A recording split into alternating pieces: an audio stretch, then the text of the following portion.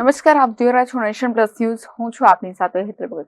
સુરતના પાંડેસરાના કૈલાશનગર ચોકડીમાં ધૂળેટીના દિવસે રંગ લગાવવા બાબતે ઝઘડો થયો હતો, જેને લઈને પાંડેસરા પોલીસે આરોપીઓનો વરઘોડો કાઢી કાયદાનો પાઠ ભણાવ્યો હતો. સુરતના પાંડેસરાના કૈલાશનગર ચોકડીમાં ધૂળેટીના દિવસે રંગ લગાવવા બાબતે ઝઘડો થયો હતો, જેમાં 4 આરોપીઓએ એક યુવક પર ચપ્પુ વડે હુમલો કર્યો હતો. ઘટનાને લઈને લોકો ભયભીત થઈ ગયા હતા. પોલીસે આ જ વિસ્તારમાં આરોપીઓનો વરઘોડો કાઢી હાથ જોડીને લોકો પાસે માફી મંગાવી છે.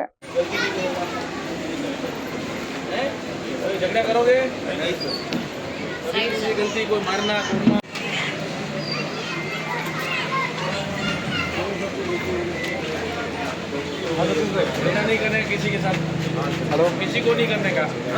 हाँ